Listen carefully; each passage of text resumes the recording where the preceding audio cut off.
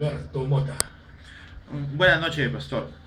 Es un tema interesante, ¿no? Los criterios de la iglesia, si hoy se siguen esos lineamientos. Va a ser importante prestar atención, aunque estamos grabando también los temas para poder compartirlos, ¿no? Si alguien desea, está en el Facebook del pastor José Watanabe, lo busca, o lo busca en las redes sociales para que los pueda encontrar y pueda también escuchar detenidamente estas importantes enseñanzas.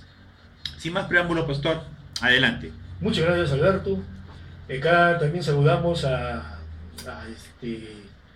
Chipote, es así, ellos nos escuchan siempre.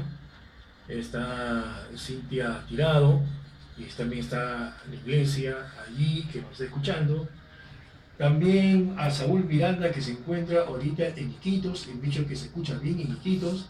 Es así, así que también saludamos a todo Iquitos, a todo el Perú en general, para que pueda escuchar la palabra de Dios. También saludamos a Lumer Hernández, que siempre está ayudándonos para que este programa pueda salir todos los meses adelante. ¿No es así? Así que damos saludos a ellos y ahora estamos orando por ellos para que Dios los siga bendiciendo. Bueno, ahora queremos hacer ese tema que se llama los criterios para conocer si la iglesia en general sigue los lineamientos de Dios. Es un tema que va a ser bastante exhaustivo. Yo creo que no lo podemos trabajar todo hoy. De repente vamos a necesitar 2 o 3 semanas más, 2 o 3 sábados más para poder concluir ese tema, porque creemos que temas tan importantes como estos no se pueden lanzar así nomás a la loca. Hay que hacer un estudio bastante exhaustivo, hay que hacer un estudio bastante con mucha investigación histórica, así, para poder dar informaciones a un nivel bastante profesional, un nivel bastante serio, que tanto necesitamos en nuestras iglesias. Escuchar palabra, escuchar enseñanzas serias, escuchar enseñanzas con mucha investigación. Así que eso no se puede hacer en un solo programa, pero vamos a ir tratando ciertos puntos que nos van a ayudar a entender un poco ese tema. Vamos a desarrollar desde el punto de vista exegético y también desde el punto de vista histórico. Hay cosas de repente que a usted le va a chocar, hay cosas de repente que usted no va a comprender bien, pero a medida que vamos a ir avanzando, vamos a ir explicando más detalladamente. Esperamos por eso su participación al 543-1893. Aquí también el hermano Alberto Mota de repente va a hacer ciertas interrupciones para que pueda también me pueda interrumpir para hacer o detallar ciertos asuntos que posiblemente no pueda ser bien entendido por los oyentes. Pero esperamos que este programa sea de mucha bendición para su vida y sobre todo sea de mucha luz que tanto necesitamos las iglesias hoy. Y vuelvo a repetir el tema de esta serie de enseñanzas.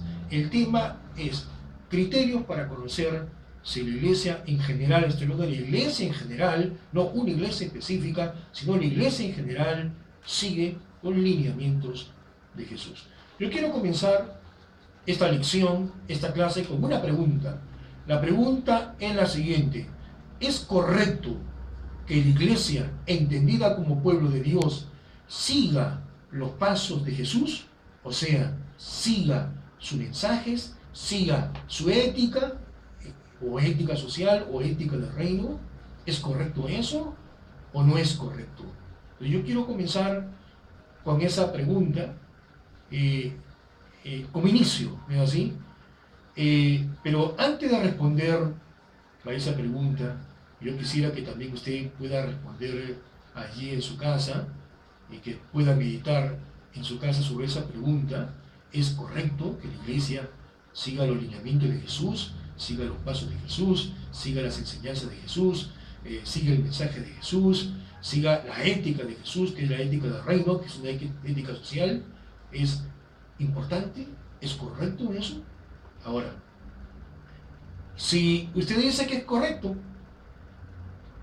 entonces acá tenemos ya, para aquellos que investigan bien la Biblia, vamos a tener ciertas trabas para poder encontrar a Jesús. ¿Es así?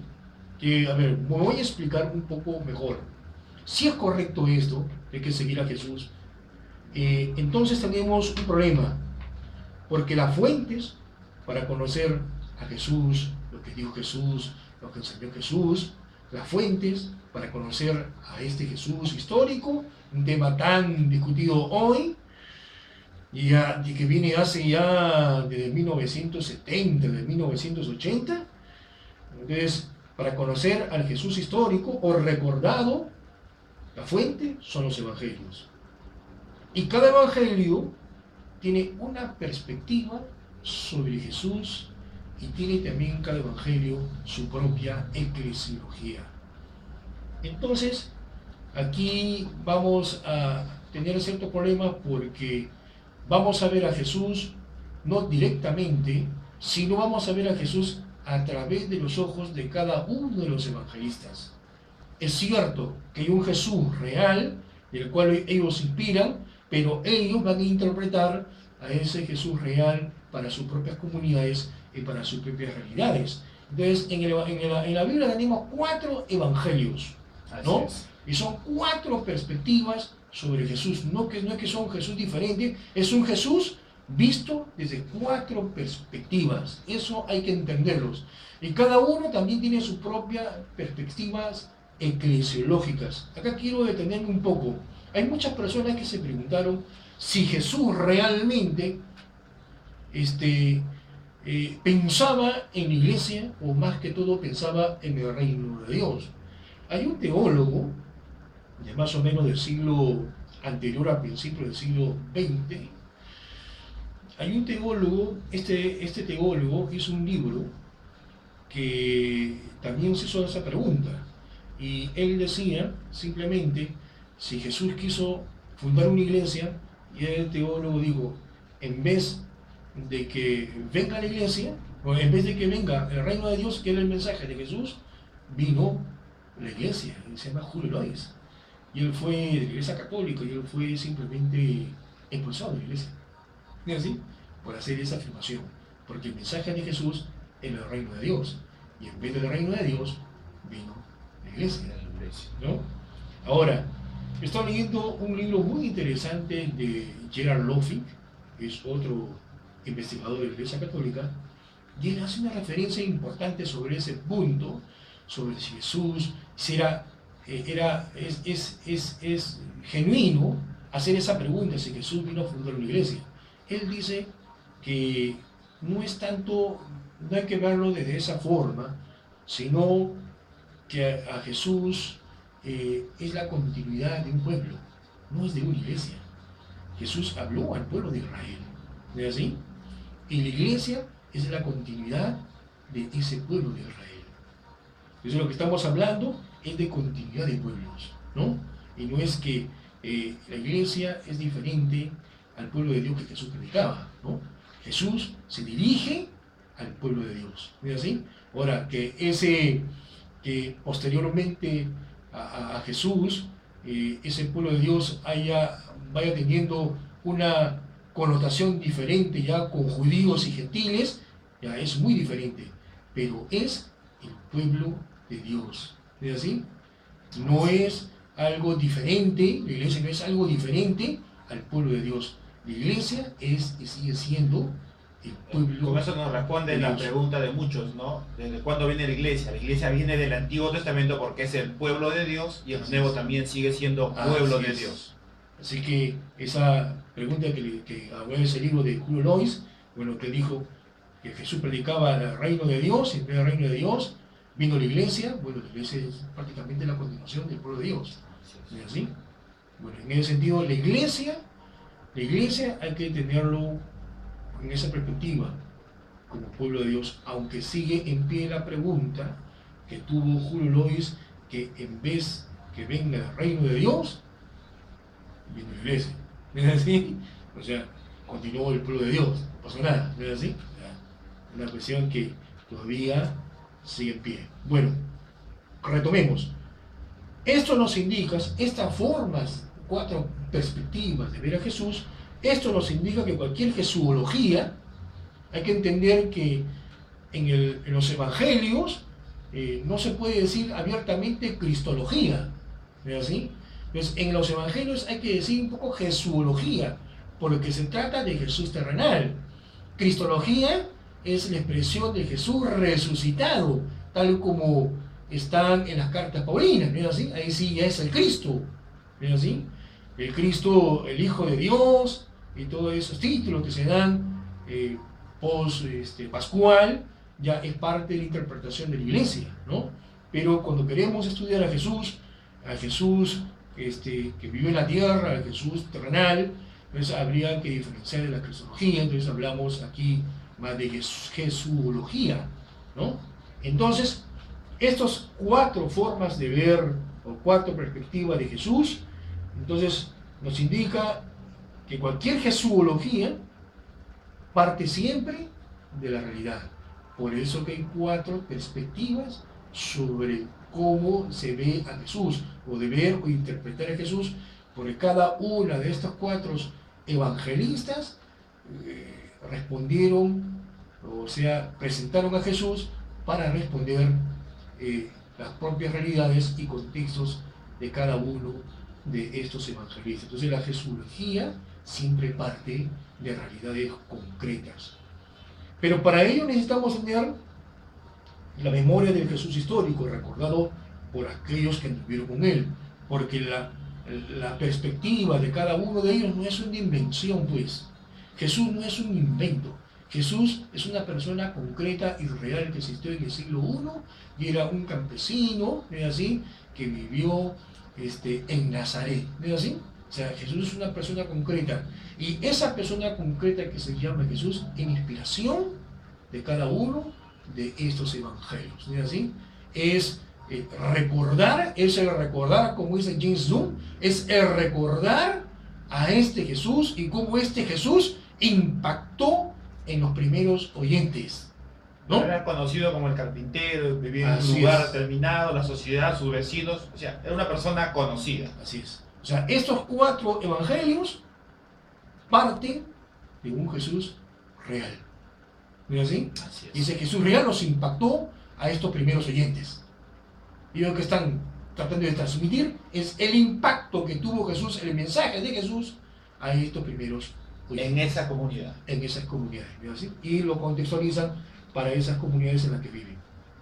Lo que haremos entonces en esta gran diversidad, pues estamos desde una metodología, ¿no? Desde la cuestión metodológica, entonces lo que haremos es tratar de conocer primeramente al Jesús común que están en los 4 evangelios, especialmente los 3 evangelios que se conocen como los sinópticos: el evangelio de Mateo, el evangelio de Marcos y el evangelio de Lucas. Esos evangelios son especiales para ir conociendo este Jesús histórico. El evangelio de Juan es un evangelio muy diferente, pero estos 3 evangelios que se llaman sinópticos, vamos a buscar lo que es común, lo que ellos tienen de común con el Jesús histórico, ¿no?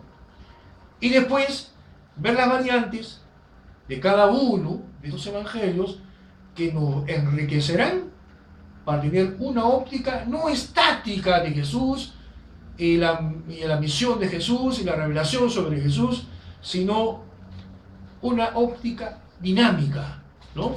O sea, la misión de Jesús no se puede estancar en una determinada época, en un determinado tiempo, y así estereotiparlo ese Jesús. El Jesús es un Jesús, y la enseñanza de Jesús son dinámicas. Por eso que hay 4 evangelios, y cada uno de los evangelios fueron escritos en diferentes tiempos y en contextos diferentes, para que vean que la revelación de Jesús no es estática, sino es dinámica. Entonces hay que tener eso presente, que el estudiar a Jesús siempre tiene que ser una cuestión dinámica, y es un Jesús que tiene que responder a nuestra realidad de hoy, en el siglo XXI, que vive en el Perú, que vive en Latinoamérica, y aún lo que vive este mundo, ¿no? Un mundo tan globalizado.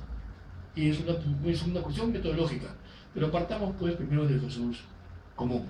y después esas variantes de los diferentes evangelios, ¿no? Eso va a ayudarnos y eso nos va a enriquecer mucho en enseñanza.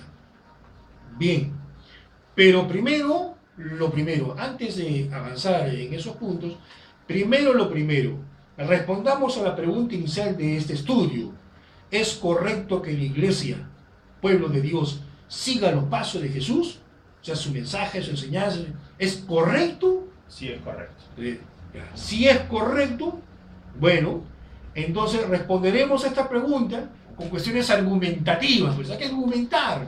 O sea, la cuestión, usted, estimado oyente, debe acostumbrarse siempre a argumentar sus respuestas, ¿no? Hay que tener esa costumbre de argumentar las cosas, porque argumentando las cosas es porque nosotros, nuestras afirmaciones no son alocadas, nuestras afirmaciones no son ingenuas, sino nuestras afirmaciones vienen con una convicción de que nosotros estamos seguros de eso y que nosotros tenemos prueba de eso, ¿no es así? Argumentos para poder decir que sí, ¿no? O sea que sí es correcto que la iglesia siga los pasos de Jesús. Uno de los argumentos que yo voy a presentar es a través de un discípulo de Jesús de la segunda generación. Cuando hablo de la primera generación son aquellos que vieron a Jesús rostro a rostro, ¿no? Escucharon el mensaje de Jesús, fueron los primeros oyentes del mensaje de Jesús, fueron aquellas personas que Jesús llamó al ministerio, a ser discípulos, y también hay personas, aunque no fueron discípulos de Jesús, no fueron los 12 apóstoles, pero hubieron muchas personas que también oyeron a Jesús y muchas mujeres entre esas personas que oyeron directamente las enseñanzas de Jesús. Pero voy a remitirme, como estamos hablando si es correcto seguir las enseñanzas de Jesús, yo quiero ir un poco más adelante con el tiempo, ¿no es así? Ya hacia la segunda generación de discípulos. Entonces, vamos a ver si en esta segunda generación que comienza con el apóstol Pablo, Lucas y otros más, si esta segunda, que Lucas puede ser de tercera generación, pero en esta segunda generación, si es que en esta segunda generación de discípulos seguían todavía siendo fieles a las enseñanzas de Jesús, ¿no es así? Eso es lo que nos va a interesar. Después vamos a ir avanzando según el tiempo, ¿sí? Entonces, yo voy a responderle primeramente con el apóstol Pablo. El apóstol Pablo fue un discípulo de Jesús de segunda generación y fue un apóstol del Señor, aunque los demás no lo quisieron reconocer así. Hay muchos grupos cristianos aún que no quisieron reconocer que Pablo era apóstol de Jesucristo. Él mismo se denomina apóstol abortivo. ¿Bien así? Bien. Pablo dice en una de sus cartas, en 1 Corintios, capítulo 11, verso 1, dice: sed vosotros imitadores de mí, así como yo lo soy de Cristo. Esta es una prueba contundente de que el apóstol Pablo, de la segunda generación, de iglesia de la segunda generación, de discípulos de segunda generación, seguían con la tradición de Jesús y era fuente fundamental para las éticas cristianas. ¿No es así? O sea, tenían todavía y seguían todavía las enseñanzas de Jesús, con otras enseñanzas más que son interpretaciones sobre Jesús de la iglesia. Pero lo que nos interesa es, en este caso, si la iglesia de la segunda generación todavía seguía con las enseñanzas de Jesús, o la enseñanza de Jesús era importante todavía para esta segunda generación. Y lo vemos a través del apóstol Pablo, que es: sed vosotros imitadores de mí, así como yo soy de Cristo. ¿Es así? Ahora, este texto, todo texto tiene un contexto. Yo no puedo hablar de un texto sin antes explicar el contexto, porque muchas personas hablan de un texto fuera de su contexto y me pueden decir cualquier cosa y hasta crearme nuevas doctrinas.